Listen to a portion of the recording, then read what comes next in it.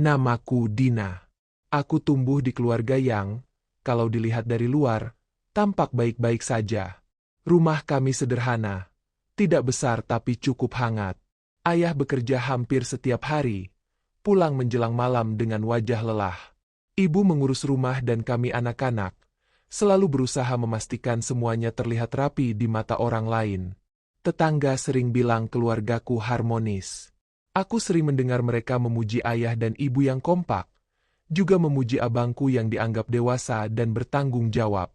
Katanya, aku beruntung punya abang seperti dia. Abang yang selalu sigap membantu, abang yang sopan saat bicara dengan orang dewasa, abang yang jadi kebanggaan keluarga. Dan memang, di depan orang lain, dia terlihat seperti itu. Sejak kecil aku terbiasa menuruti kata-katanya. Kalau abang bilang aku jangan main jauh, aku nurut. Kalau dia bilang aku harus ikut ke suatu tempat, aku ikut.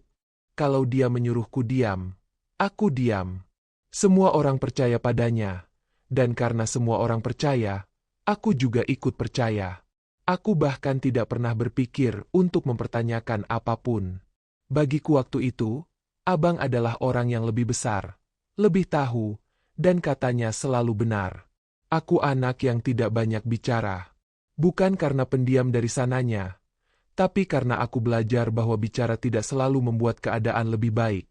Aku sering menelan pertanyaan sendiri. Aku sering memendam perasaan yang tidak bisa aku namai. Ada banyak hal di masa kecilku yang sekarang terasa samar, seperti potongan ingatan yang tidak utuh. Yang jelas, ada momen-momen yang membuat dadaku terasa sesak setiap kali aku mengingatnya. Meski aku tidak selalu tahu kenapa. Ada hal-hal yang terjadi di masa kecilku yang tidak pernah berani kuceritakan. Bukan karena aku tidak mau, tapi karena aku benar-benar tidak tahu bagaimana cara menjelaskannya. Aku tidak punya kata-kata. Aku tidak tahu harus mulai dari mana. Yang aku tahu hanya satu.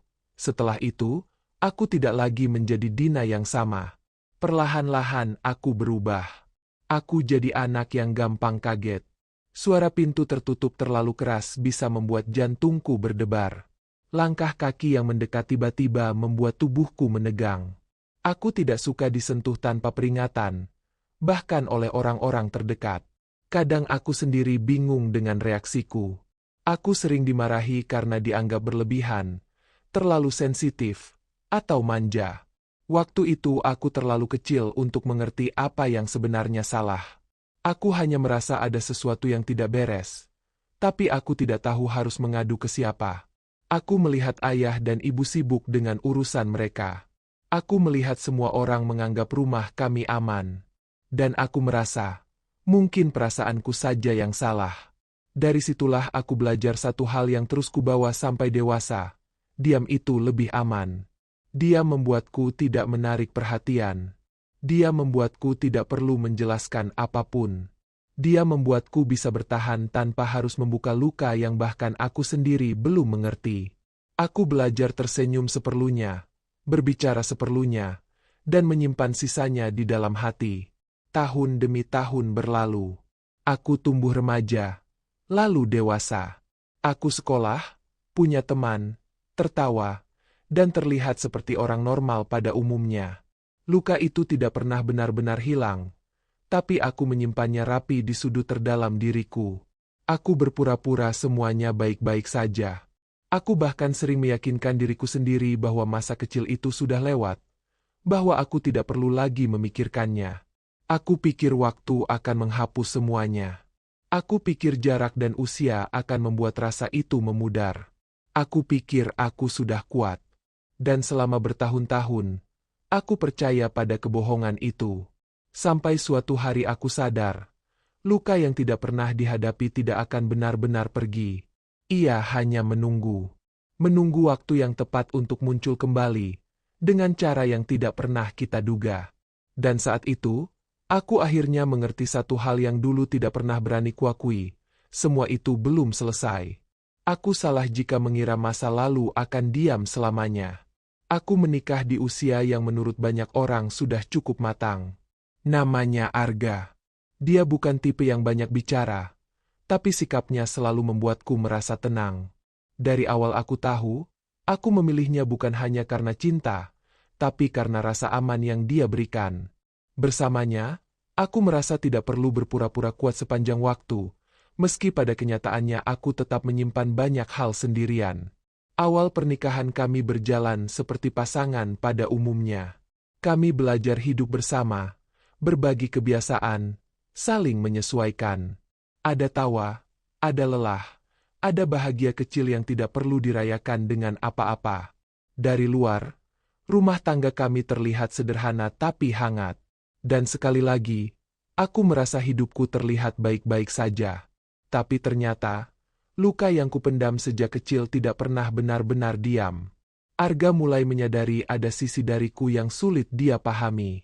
Kadang aku bisa tertawa lepas, tapi di lain waktu aku mendadak murung tanpa sebab yang jelas. Aku bisa terlihat tenang seharian, lalu tiba-tiba panik hanya karena hal kecil. Kalau Arga berbicara dengan nada sedikit lebih tinggi karena lelah, tubuhku langsung menegang. Dadaku sesak, napasku pendek, dan pikiranku melayang entah kemana. Aku cuma capek. Dina, aku nggak marah, katanya suatu malam. Aku mengangguk, tapi tubuhku tidak bisa bohong. Tanganku gemetar, dan aku tidak sanggup menatap matanya. Aku sendiri tidak mengerti kenapa reaksiku sebesar itu.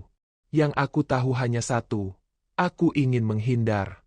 Aku ingin masuk kamar, mengunci pintu, dan diam. Arga mulai sering bertanya, "Kenapa kamu selalu menjauh kalau kita lagi ngobrol serius? Kenapa kamu kelihatan takut, padahal aku nggak ngapa-ngapain?" Pertanyaan-pertanyaan itu membuatku makin tertekan. Bukan karena Arga salah, tapi karena aku tidak punya jawaban yang bisa kujelaskan dengan sederhana. Bagaimana caranya menjelaskan luka yang sudah lama kubungkus rapat-rapat? Luka yang bahkan menyebutnya saja membuat lidahku keluh. Aku sering menangis sendirian di kamar mandi. Air keran kubiarkan mengalir agar Arga tidak mendengar isak tangisku. Di depan cermin, aku sering bertanya pada diri sendiri, kenapa aku tidak bisa jadi istri yang normal? Kenapa masa lalu terus ikut campur dalam hidup yang seharusnya baru? Aku mulai menyalahkan diriku sendiri. Aku merasa gagal. Aku merasa menyusahkan. Aku takut Arga akan lelah dan pergi. Tapi semakin aku berusaha menahan semuanya, semakin berat rasanya. Diam yang dulu kupikir aman, sekarang justru terasa seperti penjara. Hubungan kami mulai renggang, bukan karena kurang cinta, tapi karena terlalu banyak hal yang tidak terucap. Arga terlihat bingung. Aku terlihat tertutup. Kami ada di rumah yang sama, tidur di ranjang yang sama, tapi rasanya seperti berdiri di dua dunia yang berbeda. Suatu malam, setelah pertengkaran kecil yang seharusnya bisa selesai dengan mudah, Arga duduk terdiam di ruang tamu. Wajahnya lelah, bukan marah. Itu yang membuatku semakin merasa bersalah. "Aku pengen ngerti kamu," katanya pelan. "Tapi kamu nggak pernah kasih aku kesempatan." Kalimat itu menusukku lebih dalam daripada teriakan apapun. Untuk pertama kalinya, aku sadar bahwa diamku bukan hanya melindungiku, tapi juga melukai orang yang kucintai. Malam itu aku duduk sendirian di kamar, memeluk lututku sendiri. Ingatan-ingatan lama mulai bermunculan, membuat dadaku terasa penuh.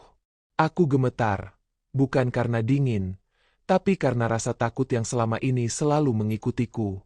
Aku tahu, kalau aku terus diam, rumah tanggaku tidak akan bertahan. Tapi untuk berbicara, aku harus membuka pintu yang selama ini kukunci rapat-rapat. Pintu menuju masa kecil yang selalu kuhindari.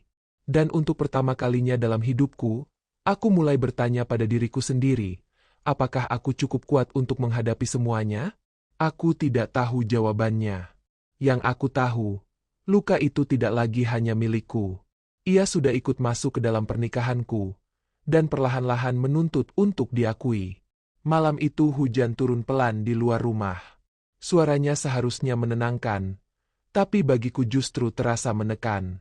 Aku duduk di tepi ranjang, menatap pintu kamar yang setengah tertutup. Dadaku naik turun tidak teratur. Rasanya seperti ada sesuatu yang mendesak dari dalam, Sesuatu yang selama ini kutahan mati-matian. Arga belum tidur. Dia masih di ruang tamu.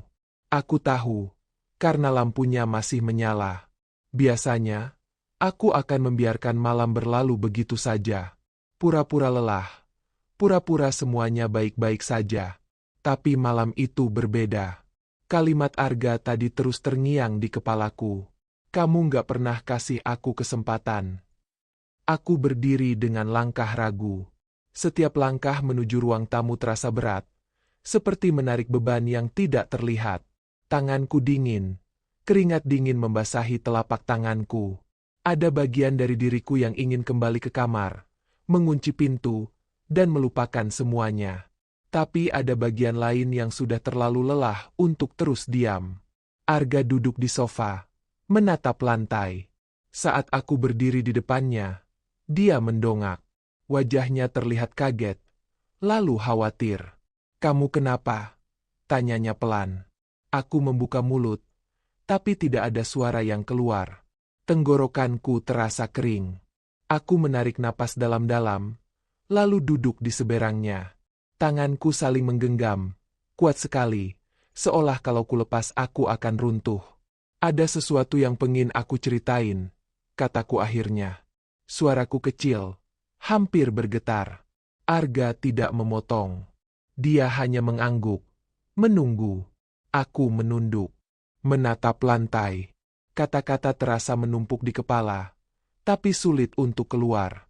Aku tidak menceritakan detail. Aku tidak sanggup. Aku hanya bilang bahwa ada luka lama, luka dari masa kecil, luka yang datang dari orang yang seharusnya menjagaku. Kalimat itu saja sudah cukup membuat mataku panas. Tangisku pecah tanpa bisa kutahan. Bahuku bergetar. Napasku terengah.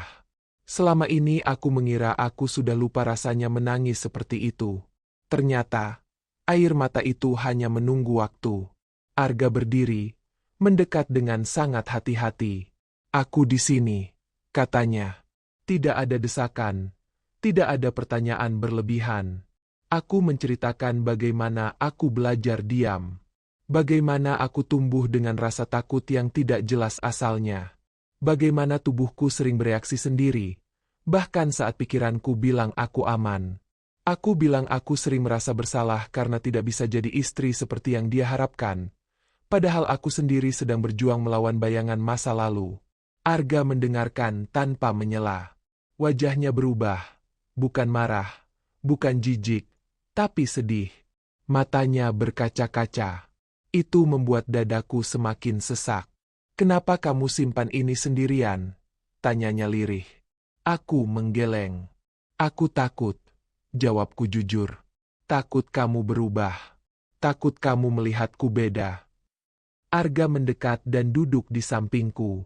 Untuk pertama kalinya, sentuhannya tidak membuatku menegang. Dia memegang tanganku, pelan, seolah memastikan aku baik-baik saja. "Kamu bukan beban," katanya. "Dan apapun yang terjadi dulu, itu bukan salah kamu."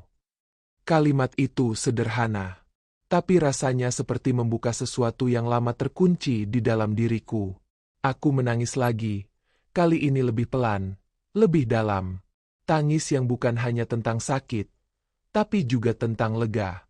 Malam itu tidak menghapus luka, tidak menyelesaikan semuanya. Tapi untuk pertama kalinya, aku tidak sendirian dengan rasa takutku.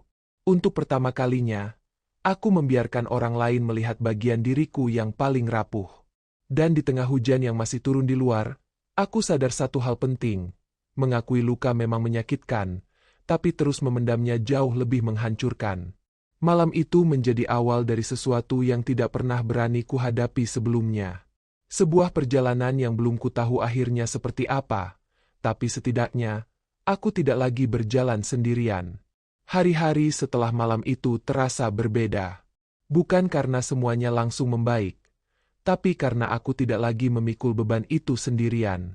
Ada keheningan baru di rumah kami, bukan keheningan yang menekan seperti dulu, melainkan keheningan yang memberi ruang untuk bernapas. Aku dan Arga mulai belajar pelan-pelan. Tidak ada janji besar, tidak ada kata-kata dramatis. Hanya usaha kecil yang dilakukan setiap hari. Arga belajar menurunkan nada suaranya saat lelah. Meski sebenarnya dia tidak pernah berniat menyakitiku. Aku belajar berkata jujur saat dadaku mulai sesak. Saat pikiranku mulai kacau oleh ingatan lama. Tidak semua hari berjalan mulus. Ada pagi-pagi ketika aku bangun dengan perasaan gelisah tanpa alasan jelas. Ada malam-malam ketika aku kembali terdiam, tenggelam dalam pikiranku sendiri. Tapi bedanya, sekarang Arga tahu, dia tidak lagi menebak-nebak. Dan aku tidak lagi merasa harus pura-pura kuat. Aku juga mulai berdamai dengan diriku sendiri. Untuk pertama kalinya, aku mengizinkan diriku mengakui bahwa apa yang terjadi di masa lalu memang menyakitkan. Bahwa rasa takutku bukan kelemahan. Bahwa reaksiku bukan drama. Semua itu adalah bagian dari luka yang selama ini kupendam terlalu lama. Aku belajar berhenti menyalahkan diri sendiri. Pelan-pelan. Tidak mudah, tapi perlu. Ada satu malam ketika aku duduk sendirian di kamar, menatap bayanganku di cermin. Aku melihat perempuan dewasa yang sudah melewati banyak hal, tapi juga melihat anak kecil yang dulu hanya ingin merasa aman. Untuk pertama kalinya, aku tidak memalingkan wajah dari bayangan itu. Aku menerimanya. Keduanya adalah aku. Orang yang kupanggil abang memang meninggalkan luka yang tak pernah pergi. Aku tidak bisa menghapus masa lalu. Aku tidak bisa memutar waktu. Tapi aku bisa memilih apa yang kulakukan dengan luka itu sekarang. Aku memilih untuk tidak lagi diam demi rasa aman semu. Aku memilih untuk berbicara, meski suaraku kadang masih gemetar. Aku memilih untuk hidup, bukan sekadar bertahan. Rumah tanggaku tidak sempurna. Aku juga tidak. Tapi kami nyata. Kami berusaha. Dan bagiku, itu sudah cukup. Luka itu mungkin akan selalu menjadi bagian dari ceritaku. Tapi ia tidak lagi mengendalikan langkahku. Aku bukan lagi anak kecil yang harus menunduk dan diam. Aku adalah perempuan dewasa yang berhak merasa aman, dicintai, dan didengar. Dan di titik itulah aku akhirnya mengerti. Sembuh bukan berarti melupakan, tapi berani melangkah tanpa terus dibelenggu masa lalu. Aku masih berjalan. Masih belajar. Tapi sekarang, aku berjalan dengan kepala tegak.